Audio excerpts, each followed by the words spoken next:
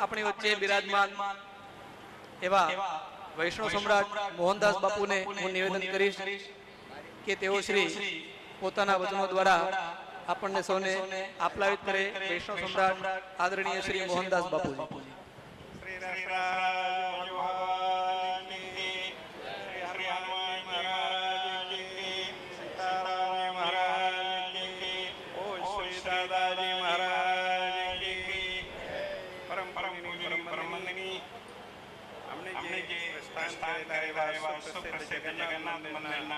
गादी महामंडलेश्वर स्वामी श्री दिलीपदासजी महाराज परम परमात्मा महाराज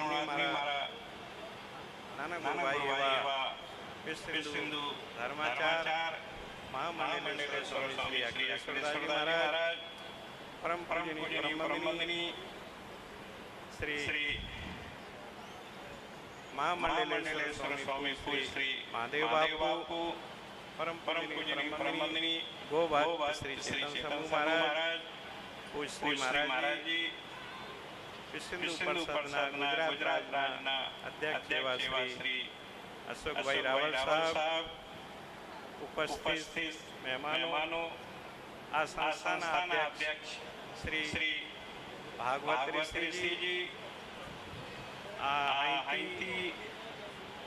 सर्वे गुरुजीओ विद्या अध्ययन करेला आज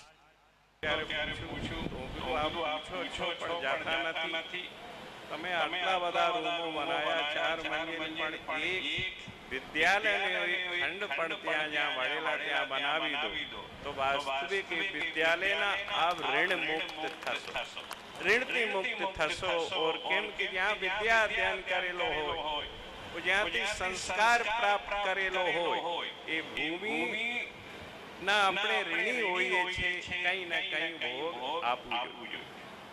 તો એ વાત સ્વીકાર હવે કરે છે કે નથી કરતા। આજ કહેવાનું વાસ્તવિક મન થાય છે કે જેટલા વિદ્યાર્થીઓ શ્રેષ્ઠ અહીંથી ભણેલા શ્રેષ્ઠ સ્થળે છે જેમ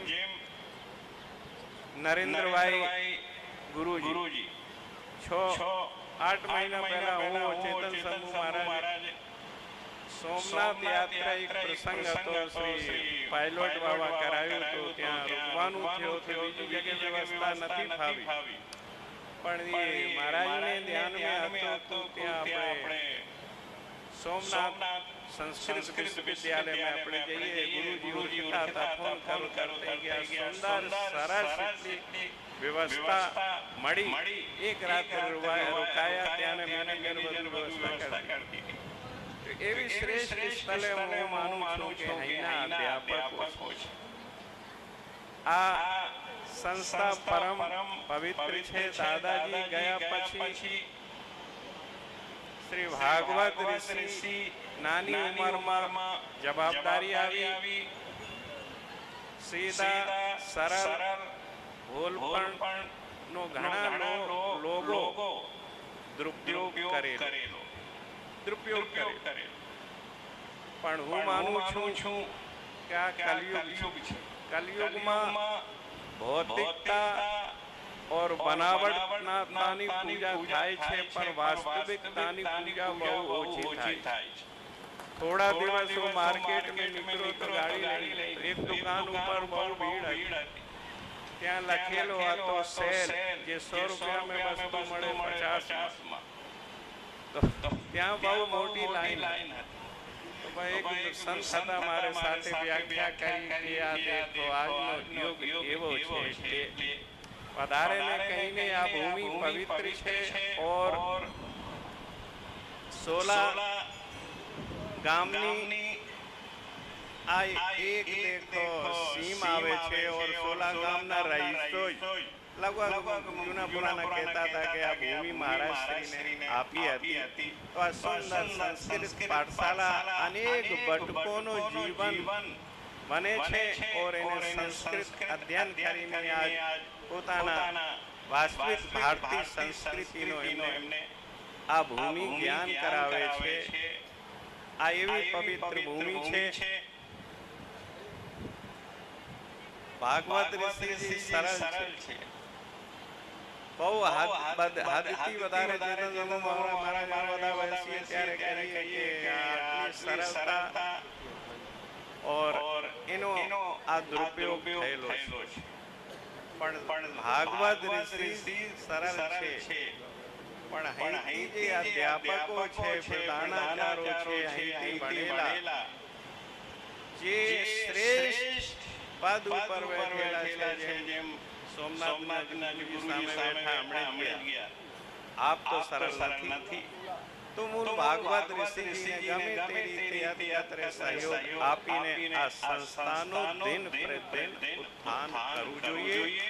ઓર એનો એવી આ વૈષ્ણવની બે સંસ્થા માનેલી છે, વૈષ્ણવ સમાજની. એક જગન્નાથ મંદિર, બીજું સંસ્કૃતિનો આધાર ભાગવત વિદ્યાપીઠ.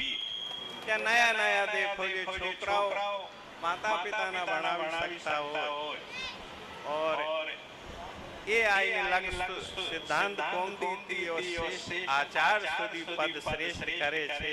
એટલે એ જ હવે ચલો આપણો સંગ આજે નહીં લઈએ. બીજી સંસ્થાઓમાં વિદ્યાર્થી ભણવા આવે છે, બીજી સંસ્થા ઘણી એવી સંસ્થા તૈયાર થઈને વિદેશ જાય છે. એટલે એને કહેવામાં આવે છે કે તું 100,000 રૂપિયા કમાવે તો 500 રૂપિયા સંસ્થામાં મોકલજે. એને લીધે એ સંસ્થાઓ ચમકતી થઈ છે. પણ આપણી ઇન્કમ નસીબી એ છે કે વિદ્યાર્થીઓ ભણીને જાય છે, પછી એ દરવાજો ભૂલી જાય છે, આવતા નથી. એ કમનસીબી છે. જે વિદ્યાર્થીનો ભવિષ્ય અહીંથી થયો છે और જે આ શ્રેષ્ઠ સ્થળ और યજ્ઞાચારો પૂજા કરાવે છે, અધ્યાપકો છે ને, જેમ ગુરુજી કહેતા હતા કે વાસ્તવિક 365 દિવસમાં એક દિવસ તો આ સંસ્થા માટે કાઢવું જોઈએ, આવવું જોઈએ ફેમિલી સાથે. હું તો એ માનું છું કે 12 મહિનાનો 1 મહિનાનો પગાર આપીને જવું જોઈએ. સેલરી જેને તે ऋण मुक्त कहीं થઈ શકે 11 મહિનાનો આપ પ્રાપ્ત કરો. અરે એક નવચંડીનું નામ લેવું અહીં સમર્પિત કરી દો તો ક્યાં તમારે પાસે છોટો પડે છે. એટલે તો કરી શકો છો. એટલે દરેક શ્રી સંતોને ચરણોમાં વંદન કરીને, અહીંના ભણેલા વિદ્યાર્થીઓ અધ્યાપકોને વંદન કરીને और આ સંસ્થાને પ્રત્યે શ્રદ્ધા રાખનાર આશા પટેલ જેવા ભાઈઓને બધાને વંદન કરીને